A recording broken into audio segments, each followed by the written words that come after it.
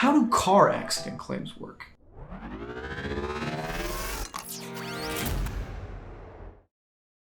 Hey there everyone, my name is Peter Geraci, the Slam Dunk Attorney, and my goal is to make sure that everyone with a car accident case makes their case a slam dunk. And today we're discussing how car accident claims work. Now, full disclaimer, this is going to be a very broad overview of the claims process. There's no way we can get into the nooks and crannies of every single portion of the claims process because you can really end up going down some rabbit holes. This video is simply meant to kind of give you a broad understanding of how the claims process works. So step one is reporting the claim itself. Nothing happens in the case, nothing happens in the claim until the claim is reported by someone. And that claim is usually reported by someone's representative, themselves, or their attorneys. And usually the claim is reported over the phone or online through some sort of form or a bunch of questions. You call on the phone, you'll usually end up with a claims representative. They'll ask an onslaught of questions related to the accident, how it happened, whether there's any evidence, photos, videos, things of that nature. That call can usually go about 30 minutes to an hour, depending on the person on the other side and how long it takes them to get the information they need. Once the claims reporting process is complete, you'll move on to the next part, which is the investigation stage. This is where the insurance company is going to investigate and try to determine fault. This portion of the claim involves the collection of documents, various evidence, photos, videos, statements from witnesses, statements from the parties involved, and pretty much any other information they can get their hands on. Here's a tip. If you're involved in a wreck where the other person's at fault and you know for sure they're at fault and they're saying they're at fault, make sure you get that person on camera, pull out your phone, record them, and have them repeat that they're saying they're at fault for the wreck. It'll help you out a lot. Oh, and another thing, make sure you never admit fault at the scene. Once fault's been determined, then you move on to the next stage. And that next stage is property damage assessment. So your property damage can actually be handled by either insurance company that's involved in the case, depending on the available coverage. If you're found at fault and you have collision coverage on your policy, then you'll be able to have your property damage claim taken care of through your own insurance company. Collision coverage protects your vehicle in the event that it's involved in a collision, irrespective of whether you're at fault or not. The only caveat is you'll have to pay the deductible. If you're not found at fault, you'll have the option of handling your claim directly with the other person's insurance company or with your own insurance company if you have collision coverage. And I'll say this, the only reason you'd want to use your own insurance company in that situation is if the other insurance company is taking way too long to determine fault and you need to get your car looked at. Typically, most insurance companies will not proceed on a third-party property damage claim until fault is determined. If you do opt to use your insurance company, your own insurance company in that situation, you'll get your deductible back once your insurance company is able to obtain their money back from the other insurance company. Now, there are two ways that a typical property damage claim can go. Either the insurance company will determine that your vehicle is a total loss, or they'll determine that it's repairable. If they deem it a total loss, you'll have the option of either accepting that total loss payment or taking a percentage of the total loss payment and retaining possession of your vehicle, but with a branded title. Most people typically choose not to accept the vehicle with a branded title because it really reduces the value of your vehicle.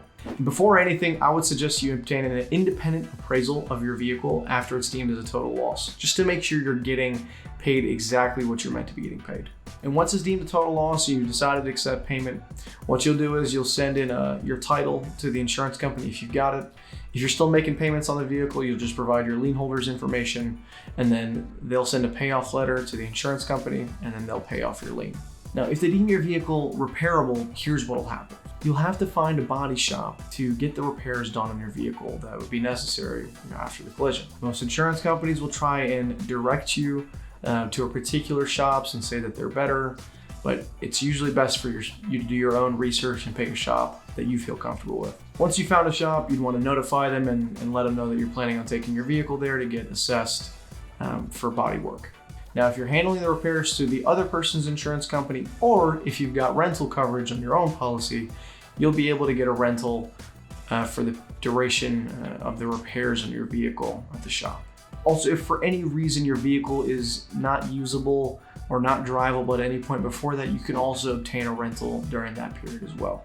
Once your vehicle's repairs are complete, you're gonna wanna get an appraisal for diminishment in value. What that means is that essentially, when a vehicle's involved in a wreck, it suffers a loss in its value. And you know what they say, a vehicle never drives the same after it's been involved in a wreck. So you wanna make sure that you're getting that assessed by somebody good, an expert in that field. Once you've obtained that diminished value appraisal from your expert, you're going to want to send it off to the insurance company and demand payment from them. Now, while the property damage portion of your claim is going on, you're probably likely going to be treating for your injuries. Now, I'm not going to get into the weeds of all this, but you'll likely see various doctors throughout the course of your treatment. Chiropractors, orthopedic surgeons, neurosurgeons, physical therapists, I mean, anything. You really see a number of doctors just depending on the extent of your injuries. Now, here's another tip. I would suggest you obtain an MRI on every single body part that you've injured in the wreck. You never know what's going on under there, and it's always great to have objective proof that an insurance company cannot argue with, to show in their face and say, hey, I was injured as a result of this accident and you need to pay me for this. Once you've completed your treatment, you'll move on to the next phase, which is preparing the demand to send to the insurance company for payment. Now, there are two ways this can typically go.